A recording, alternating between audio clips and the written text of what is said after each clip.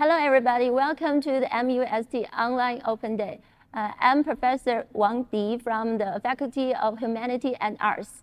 Today, we are going to introduce you an interesting topic, how to avoid consumption traps from the perspective of psychology. Before we start, I'd like to start with a story. Actually, like last summer, my dad came home with a lot of useless stuff. He spent 4,000 RMB and bought some useless and heavy electronic stuff, and my mother was very angry at him. And he said, I'm very lucky. I was chosen to be the only 10 person who had this chance to buy this electronic stuff. And it's a very good bargain. But after we opened the boxes, we found they are all unknown brands, and they are really, really useless. So how to avoid this kind of traps? I find that many of the psychology principles we learned in class could be helpful. So before we start, we need to define what is persuasion. Persuasion is defined as an attempt to change attitudes or behaviors or both without using coercion and deception. So in my dad's case, I cannot even call the policeman because he voluntarily gave the 4,000 RMB to the sales. So it's not he cheated my father, it's he voluntarily chosen to be cheated. So this is called persuasion. Actually, you did a little bit, you try to change his attitude or behavior without using the coercion or deception. So I'm going to introduce 5 persuasive strategies. The number 1 is tunneling, number 2 is tailoring, number 3 is suggestion, 4 is surveillance, and the 5th one is conditioning. So let's go with the first one. So tunneling. Tunneling is a way by leading users through a predetermined sequence of action or events, and step by step. So in a tunnel, we know that when you enter a tunnel, you can only go through it. You cannot stop. Or you want to go back, there's no way. So you give up a certain level of self-determination. That is, the tunnel, if the tunnel turn right, you need to turn right. If the tunnel turn left, you need to turn left. So by entering the tunnel, you are exposed to information and activities you may not have seen or engaged otherwise.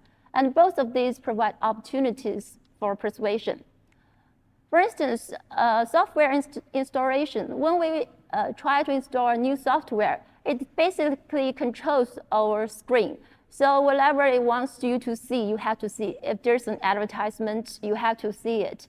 And by this, we mean that you voluntarily enter it. You could choose to stop the installation process. However, you do not get any benefit from it. Therefore, for users, tunneling makes it easier to go through a process, and for designers, tunneling controls what the user experiences, the content and possible pathways and nature of the activities. In essence, the user becomes a captive audience. If the user wishes to stay in a tunnel, they must accept and at least confront the assumptions, values, and logic of the controlled environment. So why is tunneling effective in persuasion? First, I believe it's the reward that seduces us into the tunnel. For instance, if I want to install a software, I must have a reason. Maybe I want to watch a video, or I want to play a video game. So I need to have this reward. Then I voluntarily go in the reward. But in the meantime, if I want to withdraw from this tunnel, I may get punished. Or the benefits that I want to get will be withdrawn. Therefore, I voluntarily stay in the tunnel. So an example is life insurance. Many of us have life insurance, and we have signed a contract with a company for 20 or 30 years. However, during these 20 years, you may sometimes have economic problems, and you want to give it up because I cannot even pay my bills. How can I continue my health insurance? However, you sign this contract. If you give it up, the previous money cannot be withdrawn. So we have to stay in this tunnel in order to keep our current benefit and to not lose the money. Another example is tourist group. We have seen many tourist groups that advertise that 0 yuan or very low price to go to Hong Kong, go to Europe. And when you actually enter the tourist group, you find out that many of the stuff are actually not as the advertisement said. Maybe you don't have many tourist spots, and maybe the tourist spot is too expensive, and you need to pay extra for visiting it. But you are in the tourist group already. If you give up, you need to pay yourself the air tickets to go back home. So it is not a good bargain. So you stay in the tourist group. And another example is the VIP card in the gym. We will all know this kind of example. Once you are committed to this VIP card, you pay for a whole year's membership fee. And during the whole year process, you may want to say, well, I'm not really enthusiastic about gym, so you want to give it up, but the money is not refunded. So eventually you give up the idea of getting it refunded. So then you stay in the tunnel. So there are some ethical concerns about tunneling technique. Tunneling can include negative or even unethical elements during the process. For instance, it could ask you to fill in some private information during the registration process. And in the worst scenario, tunneling may border on coercion, and depending on how they are designed.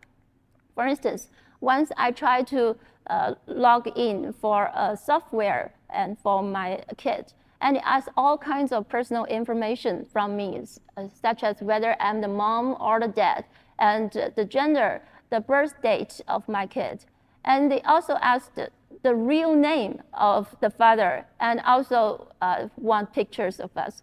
So actually, it is a little bit invade our privacy. But in order to get the benefit of this application, we have to give up our privacy. So this is the kind of tunneling that actually is not very ethical. But in reality, we actually have to obey all these orders in order to have the benefits. The second technique I'm going to introduce is called tailoring. A tailoring persuasive message is one that provides information relevant to the individuals to change their attitudes or behaviors, or both. So many sites actually provide tailored information for commercial purposes. For instance, we have seen that many of the advertisements are actually tailored advertisements. That is, when I search Singapore holidays, then the right column, you will see advertisements about Singapore holidays, Singapore hotels, etc. So this kind of information is tailored to our interests. It will target our interests, so we're more likely to make us buy things. Another thing is many e-commerce websites can guess that we like something based on our previous purchase visits, or based on our streaming habits. So if the customer opts in, they can also email discount coupons, such as once I get registered to some brands during on my birthday, they will give me a coupon and said, if you use this, you can redeem 5 yuan or $5 for the next purchase. So, and they can also offer newsletters to keep me informed of the new products or promotion, etc. And we have seen that news can also be tailored. Many of the websites provide tailored news. For instance, BBC, and in Chinese, we have 今日头条. They all provide information that is most interesting to us. And why is tailoring working in terms of persuasion? Because the mere perception that the information has been tailored is likely to make a difference. So when people believe that the message is tailored for them, they will pay more attention. For instance, I often receive a lot of junk emails every day. Some emails I may pay more attention than the others, because these emails use the papers I just published as a title and say, oh, professor, I'm interested in your new publication, and how about publish in my journal, and blah, blah, blah. So because this is relevant to me, I may actually look at it more than the other junk mails. And they will then process the information more deeply if the information stands up to scrutiny. For instance, I actually have published with one of the junk mail's journal, because actually I find out it is an SCI, very high, top journal. So I actually publish in them. So I will be more likely to persuade it to this tailored information. There are some ethical concerns about tailoring. Designers may apply tailoring techniques in some unethical ways. Suppose an interactive financial planning product gathers information about the user. Then it recommends that he invest mostly in tax-free bonds. The research on Taylor suggests that users will be more likely to consider this path. However, in reality, the advice engine may give everyone the same information, or even worse, it may advise potential investors according to what would provide the greatest profit to the company behind the service. We've all seen that the Wolf of Wall Street, they will recommend very bad stocks to the customers, and the customers feel that this is relevant to them, this is tailored for them, so they were more likely to buy it. Okay, the third persuasive technique I'm going to introduce is called suggestion. Suggestion at the opportune time will make the persuasive message more effective. For instance, it's often built on people's existing motivation. We all want to be financially stable, or to be healthy, or to be admired by others. So suggestion strategies simply serve to cue a relevant behavior and essentially saying, now would be a good time to do blah, blah, blah. For instance, if I were to tell you, you need to slow down when you are driving, it's not good to reckless driving, you may think that it's old school, you just tell me something that I will never do. But this real-time speed limit reminder, when you see it on the street, you will know exactly whether you speed or not. And then when you see you are speeding, you will slow down. So this is the right time to remind people, rather than just at school and you teach people. So for the strategy to be successful, the suggested action must be compelling and timely enough that you implement it. The optimum time is when the ability and the motivation is both about the behavior activation threshold. That is when people have both the ability and the motivation to do the target behavior. Then a trigger will make it more likely that people will comply with the persuasive message. The ability is like, if I have the money to buy this, this is the ability. The motivation is that I want to do it. For instance, I bought a lot of stuff from the online website, and every time my eyeliner is about to be used up, I will receive a short message from Taobao, and it said, your eyeliner may be used up. How about to buy it again? We have a discount today. So I will click the link and then buy it again. So this is when my motivation is the highest and I'm more likely to be persuaded. So timing is critical. So what time when people will be most likely to be persuaded? First, when they are in a good mood. And many students said, I will do compulsive shopping when I'm in a bad mood. For instance, I failed the exam, I will shop a lot. However, that is you shop voluntarily by yourself. What we are talking about is what time is a good time to suggest you to buy stuff. It is when you are in good mood. You are more likely to hear that person and listen to what he or she wants to persuade you. But if you are in a bad mood, you are probably just say, sorry, I don't want it, and don't hang up the phone. So experiments show that when people are in a good mood, they are more likely to be persuaded. The second one doesn't happen often. It is when the person finds their current world will no longer make sense. What does it mean? For instance, my mom used to believe that all the health products are useless, and she said, I only believe hospitals, and you cannot take money away from me because I believe in science. But now she has the finger ache that she went to the hospital many times and still her finger is aching. And then someone told her that maybe if you use these health products, your fingers may recover. She suddenly is persuaded and bought that health products. So this means that before, she may be very smart and believe in science, but now her current worldview has changed. her pain cannot be relieved by the current hospitals, so she starts to be more likely to be persuaded. And third is when people can take actions on it immediately. Before the online shopping was prevalent, many people cannot take actions on purchasing immediately. For instance, if they watch a TV advertisement at home and they do not go shopping until the weekend, it's almost like 7 days later. The advertisement is almost forgotten. So when you go to the store, you don't actually remember what brand is the best. So the advertisement effect is not very effective. But today, when you watch an advertisement on TV, it gives you a QR code, and you scan it, and you can make that order immediately. So then this suggestion is more likely to succeed. The fourth one is when they feel indebted because of a favor they received.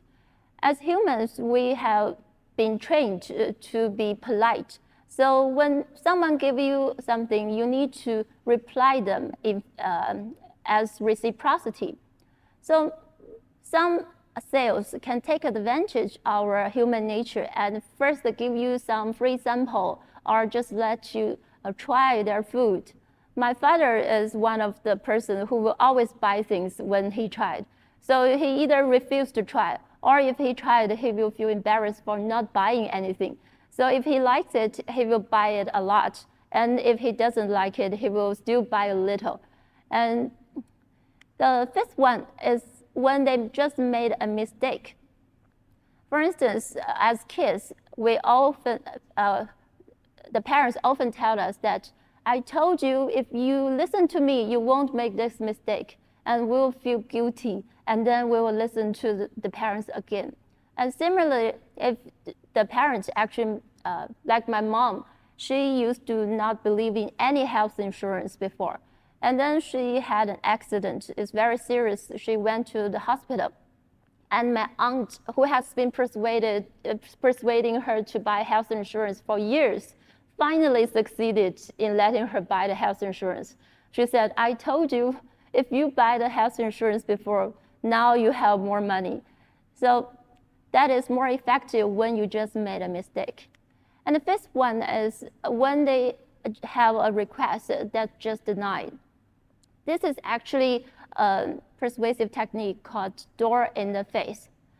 That is when you refuse a very big request, then followed a small second request, you are more likely to comply. For instance, I want to borrow $1,000 from you. And you said, sorry, I don't have that much money. But then later I said, how about $10? It's just enough for me to have a meal. And you will feel sorry for not lending me that $1,000. And $10 compared to the $1,000 is relatively small, so you are more likely to agree with it. Okay, the fourth one is surveillance. According to research, if others can observe a person's actions and can reward or punish them, the person is more likely to make his actions meet the expectations of the observer. For instance, we have all seen the surveillance system in companies. Nowadays, almost all companies have surveillance systems. They can use it for a couple of reasons. For instance, they can monitor whether the workers are washing their hands. This machine is designed to monitor employees whether they have washed their hands after going to the bathroom. And in order for surveillance technique to be a success, it must to be overt. That is, you let the people to know it rather than covert. Covert is you secretly install this surveillance system and will punish them when they did not do it right. For instance, some delivery companies sometimes post a message on the back of the truck say, how am I driving, with a toll-free number to report problems, like 400, blah, blah, blah. And if you see the truck driver is speeding, you will call this number and say, well, this car is speeding and I will report it to your advisor, etc. So this truck driver will slow down because he knows he is being surveillanced. The fact that a truck driver knows others can report them for reckless driving probably will motivate them to drive more safely. And however, if you use it covertly, that is, you secretly film them, the surveillance is geared toward punishment instead of persuasion. So you just want to punish them, not just threaten them. And surveillance sometimes can lead to public compliance without private acceptance. So surveillance should focus on deterrence. That is, before you do the bad thing, I will let you know you are under surveillance, so you will not do it. For instance, if you want to cheat in an exam, and I told you, here, there are 4 CCTVs, so you won't cheat during the exam. Rather than punishment, just secretly film them, and if they cheated, you fail them. And the use of surveillance technology also raises serious ethical questions about maintaining privacy and the dignity of individuals. Most people don't want other people to watch us all the time. So here's the question. Under what condition will you accept surveillance? In my opinion, it is for your own safety or benefit. For instance, if your money is lost, if you have a surveillance at home and find out it is actually the nanny who takes the money away, then you are in a better position to report it to the police. And also, during maybe at night, you go to an ATM, and if a robber is around you, you are more likely to survive if there is a surveillance rather than there is no surveillance. So in this case, it is for your own benefit. You are more likely to accept it. Okay, the last one I'm going to talk about is called conditioning. It can reinforce the target behavior. Actually, there are 2 kinds of conditioning. One is classical conditioning, but I'm going to talk about the second one called operant conditioning. It is a method that uses positive reinforcements as rewards to increase the instance of a behavior or to shape complex behaviors. For instance, a student raised his hand and answered my question correctly. I will praise him and saying, "Oh, well done, good job." Then he will more likely to raise his hand the next time and answer my question. So this praise is called positive reinforcement. You first do the right thing, and then I will praise you. In games, video games, we have lots of operant conditioning technique. For instance, when you kill something in the game, it will produce a sound and also visuals of blood, etc. And the rewards also come in other ways. For instance, through points accumulated, or the progression to the next level, or the ranking, etc. There are a lot of rewards you can get during the game. And there's a discussion here. So which is more effective? You give rewards every time one did the target behavior, or you give the reward sometimes when they did the target behavior? You may take a minute to think. Okay, so the answer is applying periodic reinforcement is more effective. Why? To strengthen an existing behavior, reinforcers are most effective when they're unpredictable. If I praise the student who raised his hand every time, he will think this is just the teacher's hobby. She will always praise people when they answer a question. And eventually he will take it for granted and do not feel honored for being praised. But if I praise him sometimes and not other times, he will think, oh, this question I get it right. The next question I did not get it right, so I will try to get the correct answer. So periodic reinforcement is more effective than give rewards every time. For instance, when we play video games or log in other applications, it will reward us for logging for 7 consecutive days and give us some virtual rewards. And if you watch advertisements during the game, then you can get other rewards as well. And if you recharge in a game, the more you recharge, the more rebate you can get, etc. So these are all the examples of operant conditioning. Okay, so today we talk about 5 persuasive strategies: tunneling, tailoring, suggestion, surveillance, and conditioning. The next, we are going to use all of them together and tell you a story of how multiple persuasion strategies can be used at the same time. It actually goes back to my father's example that he spent 4,000 RMB on this useless stuff. And I actually have been to a similar one, so I'm going to introduce mine, except that I did not pay at the end. So one Saturday night, I received a phone call from a famous electronic brand representative, and she said, to thank for our own old customers, we can give you a free vacuum cleaner. You don't have to pay anything. You just come over here and pick it up and leave. And so I feel very bored at that time. I said, why not? Just pick it up and it's free. So this is actually using the operant conditioning. You do the right thing, I will give you a reward. And then when we get there, we actually get the vacuum machine. It's very small and useless. But the representative said that, how about you stay for a very short lecture? We have lots of presents today just to thank old customers. And he showed us the real fridge, TV, and all kinds of stuff. And we thought that it's a good deal, so we stayed there. And the representatives start to say, you just have to raise hand every time we ask you a question. And if you answer it correct, we will give the present. See, this is exactly operant conditioning that I just used to my students. And first, he talked about air pollution and why we need to have air purifier at home. And he said, our brand do not produce such stuff. You need to buy other people's brand, blah, blah, blah.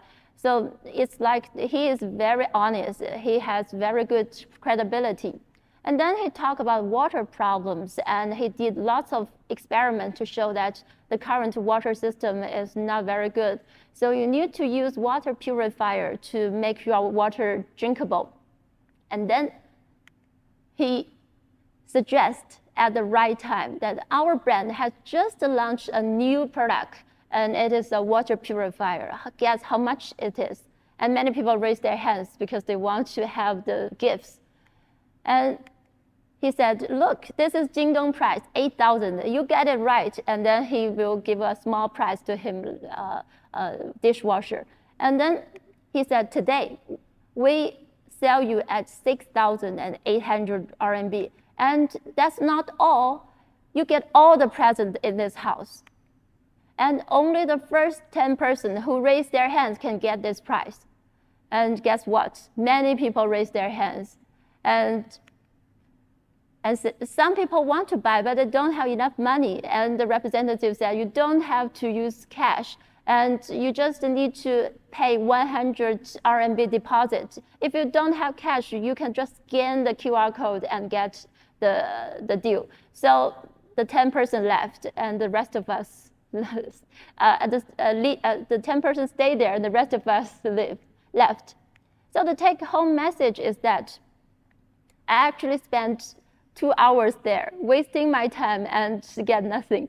So these 5 strategies actually can be used in a positive way or the negative way, depending on the motivation of the persuader. And with the knowledge on the persuasion strategies, we can be better alert when making purchases and avoid the consumption trap, like I just did the other day. That's it for today's lecture. And if you want to contact us, you can either email us or scan the QR code and let us know. Okay, thanks. Have a good one.